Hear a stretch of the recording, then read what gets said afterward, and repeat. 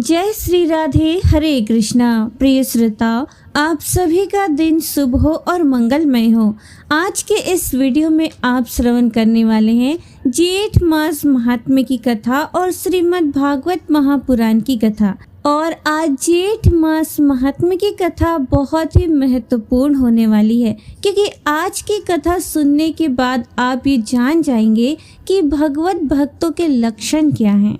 अब सुनिए जेठ मास महात्म्य की कथा। श्री सूत जी कहते हैं, तपोधनो रामानुज नाम से प्रसिद्ध एक जितेंद्रिय विष्णु भक्त ब्राह्मण थे।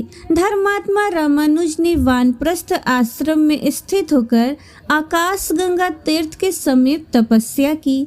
गर्मी में भगवान विष्णु का ध्यान करते हुए पंचाग्नि के मध्य में स्थित रहते थे। वर्षा में खुले आकाश के नीचे बैठकर मुख से अष्टाक्षर यानी कि ओम नमो नारायणाय मंत्र का जप और हृदय में भगवान जनार्दन का ध्यान करते थे तथा जाड़े में जल के भीतर निवास करते थे।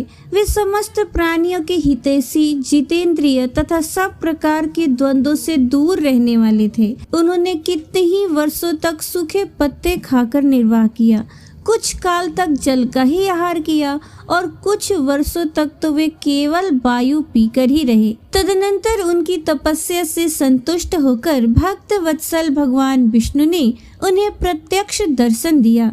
भगवान के हाथों में शंख, चक्र और गदा आदि शोभा पा रहे थे। उनके नेत्र विकसित कमल के दलों की भांति सुंदर थे। श्री अंगों की दिव्य प्रभा कोटि कोटि सूर्य के समान थी। वे विनिता नंदन गरुड़ पर आरूढ़ हो छत्र और चमर से सुशोभित थे। हार, भुजबंद, मुकुट और कड़े आदि आभूषण उनके अंगों की शोभा बढ़ा रहे थे। विश्वक्सेन और सुनंद आदि पार्षद भगवान को सब ओर से घेर कर खड़े थे। बीड़ा, वेणु और मृदंग आदि बाजे बजाने वाले नारद आदि के द्वारा उनकी महिमा का गान हो रहा था। भगवान का ऐश्वर्य परम उत्तम रूप से प्रकट हो रहा था। वे पीतांबर से शोभायमान थे। उनके वक्षस्थल में श्री लक्ष्मी का निवास था। श्याम मेघ के समान उनकी कांति थी। दोनों पार्श्व भाग में खड़े हुए सनक आदि महायोगी भगवान की सेवा में लगे थे। अपनी मंद मंद मुस्कान से तीनों लोगों को मोहते और अंगों की दिव्य प्रभा से दसों दिशाओं को सम्मानित एवं प्रकाशित करते हुए भक्त सुलभ दया निधान भगवान वेंकटेश्वर महामुनि रामानुज के समीप उपस्थित हुए। उन्होंने अपनी चारों बाहों से मुनि को पकड़कर हृदय से लगा लिया और प्रेम पूर्वक कहा, महामुनि, कोई वर मांगो, मैं तुम्हारी तपस्या से बहुत प्रसन्न हूँ। तुमने जो नमस्कार किया है उससे मेरा प्रेम और बढ़ गया है। मैं तुम्हें वर देने के लिए आया हूँ। रामानुज बोले, नारायण, रमानाथ, श्रीनिवास, जगन्मय, जनार्दन, हे गोविंद, हे नरांतक, हे वेंकटाचल शिरोमणि, मैं आपके दर्शन से ही कृतार्थ हो गया। धर्मनिष्ठ पुरुष आपको नमस्कार करते हैं क्योंकि आप धर्म के रक्षक हैं, जिन्हें महादेव जी और ब्रह्मा जी भी नहीं जानते। तीनों वेदों को भी जिनका ज्ञान नहीं हो पाता, उन्हीं आप परमात्मा को आज मैं जान पाया हूँ। इससे अधिक और कौन सा वरदान हो सकता है? जिन्हें योगी नहीं देख पाते, केवल कर्म कांडी लोग जिनकी झांकी नहीं कर पाते, उन्हीं आप परमात्मा का आज मुझे प्रत्यक्ष दर्शन हो रहा है। इससे बढ़कर और क्या हो सकता है?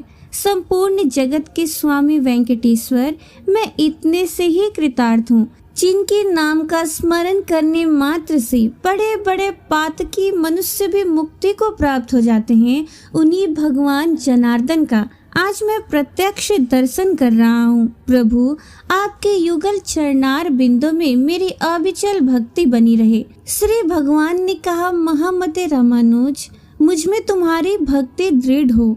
ब्रह्मन, मेरी कही हुई दूसरी बात भी सुनो। जब सूर्य मेष राशि पर जाते हैं उस समय चित्रा नक्षत्र से युक्त पूर्णिमा होने पर जो लोग आकाश गंगा में स्नान करते हैं वे पुनरावृत्ति रहित परम धाम को प्राप्त होते हैं। रामानुज, तुम आकाश गंगा के समीप ही निवास करो। प्रारब्ध कर्म के अनुसार प्राप्त हुए इस शरीर का अंत होने पर तुम्हें मेरे स्वरूप की प्राप्ति होगी। इस विषय में बहुत कहने की क्या आवश्यकता है। आकाश गंगा के शुभ जल में जो कोई भी स्नान करते हैं वे सभी उत्तम भगवत भक्त हो जाते हैं। रामानुज ने पूछा, भगवान, भगवत भक्तों के लक्षण क्या हैं? किस कर्म से उनकी पहचान होती है? मैं इस विषय को सुनना चाहता हूँ। भगवान वेंकटेश बोले, मुनि श्रेष्ठ, तुम भगवत भक्तों के लक्षण सुनो, जो समस्त प्राणियों के हितैषी हैं, जिनमें दूसरों के दोष देखने का स्वभाव नहीं है, जो किसी से भी डाह नहीं रखते और ज्ञानी, निष्प्रिय तथा शांत चित्त हैं। वे श्रेष्ठ भगवत भक्त हैं, जो मन, वाणी और क्रिया के द्वारा कभी किसी दूसरे को पीड़ा नहीं देते और जिनमें संग्रह करने का स्वभाव नहीं है तथा उत्तम कथा श्रवण करने में जिनकी सात्विक बुद्धि संलग्न रहती है तथा जो मेरे चरणार बिंदों के भक्त हैं, जो उत्तम मानव माता पिता की सेवा करते हैं, देव पूजा में तत्पर रहते हैं, जो भगवत पूजा के कार्य में सहायक होते हैं और पूजा होती देखकर मन में आनंद मानते हैं, वे भगवत भक्तों में सर्वश्रेष्ठ हैं। जो ब्रह्मचारियों और सन्यासियों की सेवा करते हैं तथा दूसरों की निंदा कभी नहीं करते, जो श्रेष्ठ मनुष्य सबके लिए हितकारक वचन बोलते हैं और जो लोक में सद्गुणों के ग्राहक हैं, वे उत्तम भगवत भक्त हैं।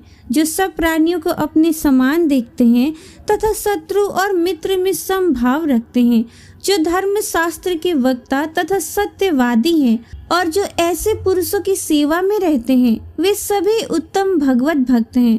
दूसरों का अभ्युदय देखकर जो प्रसन्न होते हैं तथा भगवान नामों का कीर्तन करते रहते हैं, जो भगवान के नामों का अभिनंदन करते हैं, उन्हें सुनकर अत्यंत हर्ष में भर जाते हैं और संपूर्ण अंगों में रोमांचित हो उठते हैं। जो अपने आश्रमोचित आचार के पालन में तत्पर, अतिथियों के पूजन तथा वेदार्थ के वक्ता हैं, वे उत्तम वैष्णव हैं। जो अपने पढ़े हुए शास्त्रों को दूसरों के लिए बताते हैं और सर्वत्र गुणों का ग्रहण करने वाले हैं, जो एकादशी का व्रत करते हैं, मेरे लिए सत्कर्मों का अनुष्ठान करते रहते हैं, मुझ में मन लगाते हैं, मेरा भजन करते हैं, मेरे भजन के लिए लालायित रहते हैं तथा सदा मेरे नामों के स्मरण में तत्पर होते हैं, वे उत्तम भगवत भक्त हैं। सद्गुणों की ओर जिनकी स्वाभाविक प्रवृत्ति है, वे सभी श्रेष्ठ भक्त हैं। प्रिय श्रोताओ, आज का अध्याय यहीं पर समाप्त हुआ। आगे के अध्याय का श्रवण आप कल के वीडियो में जरूर कीजिएगा। अब सुनिए श्रीमद् भागवत महापुराण के 10वें स्कंद का 10वां अध्याय। राजा परीक्षित ने पूछा, भगवान, आप कृपया ये बतलाइए कि नल, कुबर और मणिग्रीव को साप क्यों मिला? उन्होंने ऐसा कौन सा निंदित कर्म किया था जिसके कारण परम शांत देवर्षि नारद जी को भी क्रोध आ गया? श्री सुखदेव जी कहते हैं, परीक्षित, नल, कुबर और मणिग्रीव ये दोनों एक तो धनाध्यक्ष कुबेर के लाडले पुत्र थे और दूसरे इनकी गिनती हो गई रुद्र भगवान के अनुचरों में। इससे इनका घमंड बढ़ गया। एक दिन वे दोनों मंदाकिनी के तट पर कैलाश के रमणीय उपवन में वारुणी मदिरा पीकर मदोन्मत्त हो गए थे।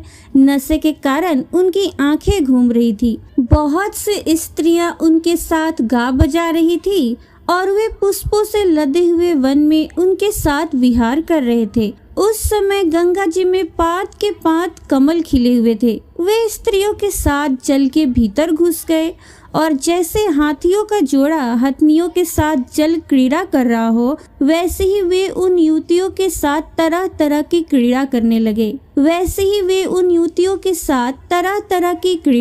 लगे। परीक्षित, संयोगवश उधर से परम समर्थ देवर्षि नारद जी आ निकले। उन्होंने उन यक्ष युवकों को देखा और समझ लिया कि ये इस समय मतवाले हो रहे हैं। देवर्षि नारद को देखकर वस्त्रहीन अप्सराएं लजा गई। सांप के डर से उन्होंने तो अपने अपने कपड़े झटपट पहन लिए, परंतु इन यक्षों ने कपड़े नहीं पहने। जब देवर्षि नारद जी ने देखा कि ये देवताओं के पुत्र होकर श्रीमद से अंधे और मदिरा पान करके उन्मत्त हो रहे हैं, तब उन्होंने उन पर अनुग्रह करने के लिए शाप देते हुए ये कहा। नारद जी ने कहा, जो लोग अपने प्रिय विषयों का सेवन करते हैं उनकी बुद्धि को सबसे बढ़कर नष्ट करने वाला है श्रीमद, धन संपत्ति का नशा, हिंसा आदि रजोगुणी कर्म और कुलीनता आदि का अभिमान भी उससे बढ़कर बुद्धि भ्रंशक नहीं है, क्योंकि श्रीमद के साथ साथ तो स्त्री, जुआ और मदिरा भी रहती है। ऐश्वर्य मद और श्रीमद से अंधे होकर अपनी इंद्रियों के वश में रहने वाले क्रूर पुरुष अपने नाशवान शरीर को तो अजर अमर मान बैठते हैं और अपने ही जैसे शरीर वाले पशुओं की हत्या करते हैं। जिस शरीर को भूदेव, नरदेव, देव आदि नामों से पुकारते हैं, उसकी अंत में क्या गति होगी? उसमें कीड़े पड़ जाएंगे, पक्षी खाकर उसे बिष्ठा बना देंगे या वो जलकर राख का ढेर बन जाएगा। उसी शरीर के लिए प्राणियों से द्रोह करने में मनुष्य अपना कौन सा स्वार्थ समझता है? ऐसा करने से तो उससे नरक की ही प्राप्ति होगी। बतलाओ तो सही, ये शरीर किसकी संपत्ति है? अन्न देकर पालने वाले की है या गर्भाधान कराने वाले पिता की? ये शरीर उसे 9 महीने पेट में रखने वाली माता का है अथवा माता को भी पैदा करने वाले नाना का? जो बलवान पुरुष बल पूर्वक इससे काम करा लेता है उसका है अथवा दाम देकर खरीद लेने वाले का? चिता की जिस धधकती आग में ये जल जाएगा उसका है अथवा जो कुत्ते सियार इसको चीथ चीथ कर खा जाने की आशा लगाए बैठे हैं उनका है? ये शरीर एक साधारण सी वस्तु है, प्रकृति से पैदा होता है और उसी में समा जाता है।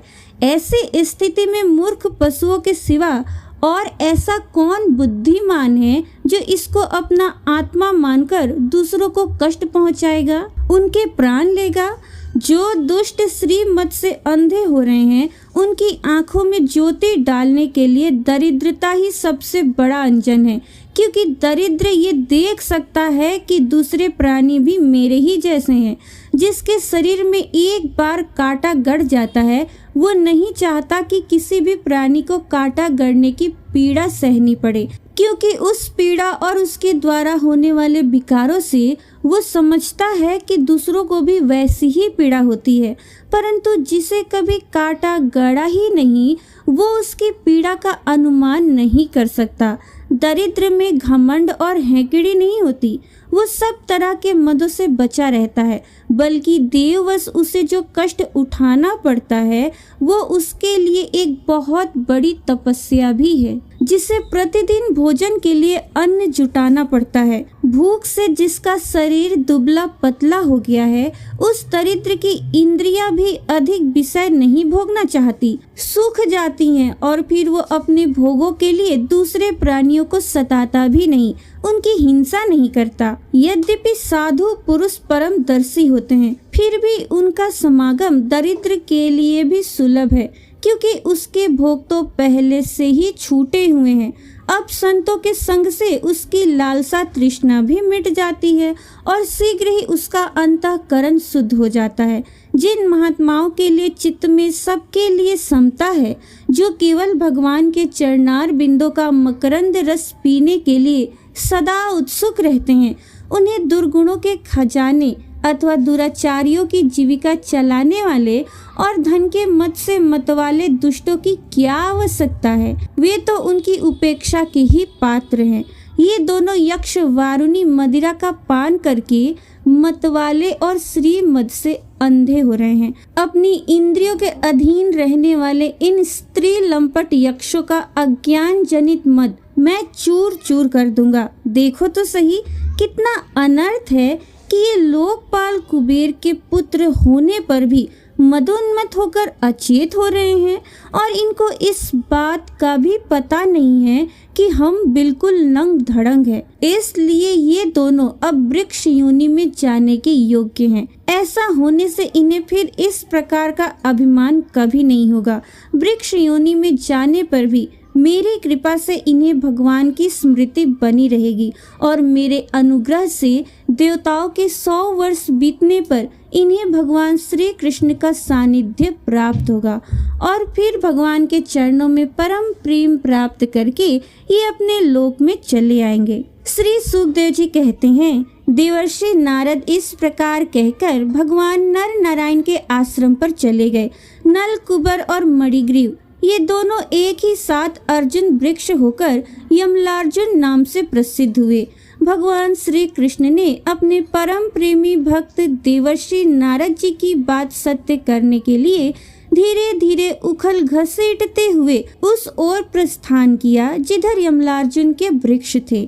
भगवान ने सोचा कि देवर्षि नारद मेरे अत्यंत प्यारे हैं और ये दोनों भी मेरे भक्त कुबेर के लड़के हैं, इसलिए महात्मा नारद ने जो कुछ कहा है उसे मैं ठीक उसी रूप में पूरा करूंगा। ये विचार करके भगवान श्री कृष्ण दोनों वृक्षों के बीच में घुस गए। वे तो दूसरी ओर निकल गए परंतु उखल टेढ़ा होकर अटक गया। दामोदर भगवान श्री कृष्ण की कमर में रस्सी कसी हुई थी। उन्होंने अपने पीछे लुढ़कते हुए उखल को ज्यों ही तनिक जोर से खींचा त्यों ही पेड़ों की सारी जड़ें उखड़ गई। समस्त बल विक्रम के केंद्र भगवान का तनिक सा जोर लगते ही पेड़ों के तने, शाखाएं, छोटी छोटी डालियां और एक एक पत्ते कांप उठे और वे दोनों बड़े जोर से तड़तड़ाते हुए पृथ्वी पर गिर पड़े। उन दोनों वृक्षों में से अग्नि के समान तेजस्वी 2 सिद्ध पुरुष निकले। उनके चमचमाते हुए सौंदर्य से दिशाएं दमक उठी। उन्होंने संपूर्ण लोकों के स्वामी भगवान श्री कृष्ण के पास आकर उनके चरणों में सिर रखकर प्रणाम किया और हाथ जोड़कर शुद्ध हृदय से उनकी इस प्रकार स्तुति करने लगे। उन्होंने कहा, सज्जिदानंद स्वरूप, सबको अपनी ओर आकर्षित करने वाले परम योगेश्वर श्री कृष्ण, आप प्रकृति से अतीत स्वयं पुरुषोत्तम हैं। वेदज्ञ ब्राह्मण ये बात जानते हैं कि ये व्यक्त और अव्यक्त संपूर्ण जगत आपका ही रूप है। आप ही समस्त प्राणियों के शरीर, प्राण, अंतःकरण और इंद्रियों के स्वामी हैं तथा आप ही सर्वशक्तिमान, काल, सर्वव्यापक एवं अविनाशी ईश्वर हैं। आप ही महतत्व और वो प्रकृति हैं जो अत्यंत सूक्ष्म एवं सद्गुण, रजोगुण और तमोगुण रूपा है। आप ही समस्त स्थूल और सूक्ष्म शरीरों के कर्म, भाव, धर्म और सत्ता को जानने वाले सबके साक्षी परमात्मा हैं। वृत्तियों से ग्रहण किए जाने वाले प्रकृति के गुणों और विकारों के द्वारा आप पकड़ में नहीं आ सकते। स्थूल और सूक्ष्म शरीर के आवरण से ढका हुआ ऐसा कौन सा पुरुष है जो आपको जान सके, क्योंकि आप तो उन शरीरों के पहले भी एक रस विद्यमान थे। समस्त प्रपंच के विधाता भगवान वासुदेव को हम नमस्कार करते हैं। प्रभु, आपके द्वारा प्रकाशित होने वाले गुणों से ही आपने अपनी महिमा छिपा रखी है। परब्रह्म स्वरूप श्री कृष्ण, हम आपको नमस्कार करते हैं। आप प्राकृत शरीर से रहित हैं, फिर भी जब आप ऐसे पराक्रम प्रकट करते हैं जो साधारण शरीरधारियों के लिए शक्य नहीं है और जिनसे बढ़कर तो क्या, जिनके समान भी कोई नहीं कर सकता, तब उनके द्वारा उन शरीरों में आपके अवतारों का पता चलता है। प्रभु, आप ही समस्त लोकों के अभ्युदय और निःश्रेयस के लिए इस समय अपनी संपूर्ण शक्तियों से अवतीर्ण हुए हैं। आप समस्त अभिलाषाओं को पूर्ण करने वाले हैं। परम कल्याण साध्य स्वरूप आपको नमस्कार है। परम मंगल साधन स्वरूप आपको नमस्कार है। परम शांत, सबके हृदय में विहार करने वाले यदुवंश शिरोमणि श्री कृष्ण को नमस्कार है। अनंत, हम आपके दासानुदास हैं, आप ये स्वीकार कीजिए। देवर्षि भगवान नारद के परम अनुग्रह से ही हम अपराधियों को आपका दर्शन प्राप्त हुआ है। प्रभु, हमारी वाणी आपके मंगलमय गुणों का वर्णन करती रहे, हमारे कान आपकी रसमयी कथा में लगे रहे, हमारे हाथ आपकी सेवा में और मन आपके चरण कमलों की स्मृति में रम जाए। ये संपूर्ण जगत आपका निवास स्थान है। हमारा मस्तक सबके सामने झुका रहे। संत आपके प्रत्यक्ष शरीर हैं, हमारी आंखें उनके दर्शन करती रहे। श्री सुखदेव जी कहते हैं, सौंदर्य माधुर्य निधि गोकुलेश्वर श्री कृष्ण ने नल कुबर और मणिग्रीव के इस प्रकार स्तुति करने पर रस्सी से उखल में बंधे बंधे ही हंसते हुए उनसे कहा, श्री भगवान ने कहा, तुम लोग श्रीमत से अंधे हो रहे थे। मैं पहले से ही ये बात जानता था कि परम कारुणिक देवर्षि नारद ने शाप देकर तुम्हारा ऐश्वर्य नष्ट कर दिया तथा इस प्रकार तुम्हारे ऊपर कृपा की। जिनकी बुद्धि समदर्शिनी है और हृदय पूर्ण रूप से मेरे प्रति समर्पित है, उन साधु पुरुषों के दर्शन से बंधन होना ठीक वैसे ही संभव नहीं है जैसे सूर्योदय होने पर मनुष्य के नेत्र के सामने अंधकार का होना। इसलिए नल कुबर और मणिग्रीव, तुम लोग मेरे परायण होकर अपने अपने घर जाओ। तुम लोगों को संसार चक्र से छुड़ाने वाले अनन्य भक्ति भाव की जो तुम्हें अभीष्ट है प्राप्ति हो गई है। श्री सुखदेव जी कहते हैं, जब भगवान ने इस प्रकार कहा तब उन दोनों ने उनकी परिक्रमा की और बार बार प्रणाम किया। इसके बाद उखल में बंधे हुए सर्वेश्वर की आज्ञा प्राप्त करके उन लोगों ने उत्तर दिशा की यात्रा की। प्रिय श्रोताओ, इस प्रकार श्रीमद् भागवत महापुराण के 10वें स्कंद का 10वां अध्याय समाप्त हुआ। आगे के अध्याय का श्रवण आप कल के वीडियो में जरूर कीजिएगा। अब सुनिए हनुमान अष्टक का पाठ। बाल समय रवि भक्षे लियो, तब तीनों लोक भयो अंधियारो। ताहि सो त्रास भयो जग को, यह संकट काहू सो जात नटारो। देवन आनी करी बिनती, तब छाड़ी दियो रवि कष्ट निवारो। को नहीं जानत है जग में, कपि संकट मोचन नाम तिहारो। बाली की त्रास कपीस बसै, गिरि जात महाप्रभु पंथ निहारो। चौकी महामुनि साप दियो, तब चाहिए कौन विचार विचारो। कै द्विज रूप लिवाय महाप्रभु, सो तुम दास की शोक निवारो। को नहीं जानत है जग में, कपि संकट मोचन नाम तिहारो। अंगद के संग लैन गए, सिय खोज कपीस यह बैन उचारो। जीवत ना बची हो हम सोजू, बिना सुधि लाए यहाँ पग उधारो। हेरी थके तट सिंधु सबे, तब लाए सिया सुधि प्राण उबारो। को नहीं जानत है जग में, कपि संकट मोचन नाम तिहारो। रावण त्रास दई सिय को, सब राक्षसी सो कही शोक निवारो। ताहि समय हनुमान महाप्रभु, जाए महारजनी चर मारो। चाहत सिय अशोक सो आगि, सुदय प्रभु मुद्रिका शोक निवारो। को नहीं जानत है जग में, कपि संकट मोचन नाम तिहारो। बाण लाग्यो उर लक्ष्मण के, तब प्राण तजे सुत रावण मारो। लय गृह वैद्य सुसेन समेत, तबे गिरि द्रोण सुबीर उपारो। आनी संजीवन हाथ दई, तब लक्ष्मण के तुम प्राण उबारो। को नहीं जानत है जग में, कपि संकट मोचन नाम तिहारो। रावण युद्ध अजान कियो, तब नाग की फांस सबे सिर डारो। श्री रघुनाथ समेत सबे दल, मोह भयो यह संकट भारो। आनी खगेश तबे हनुमान, जु बंधन काटी सुत्रास निवारो। को नहीं जानत है जग में, कपि संकट मोचन नाम तिहारो। बंधु समेत जबे अहि रावण, लय रघुनाथ पताल सिधारो। देबी पूजी भली विधि सो बलि, देव सबे मिली मंत्र विचारो। जाय सहाय भयो तब ही, अहि रावण सैन्य समेत संघारो। को नहीं जानत है जग में, कपि संकट मोचन नाम तिहारो। काज किए बड़ देवन के, तुम वीर महाप्रभु देखी विचारो। कौन सो संकट मोर गरीब को, जो तुमसे नहीं जात है टारो। बेगी हरो हनुमान महाप्रभु, जो कछु संकट होए हमारो। को नहीं जानत है जग में, कपि संकट मोचन नाम तिहारो। लाल देह लाली लसे, अरुधरि लाल लंगूर। वज्र देह दानव दलन, जय जय जय कपिसूर। प्रेम से बोलिए श्री राम भक्त हनुमान की जय।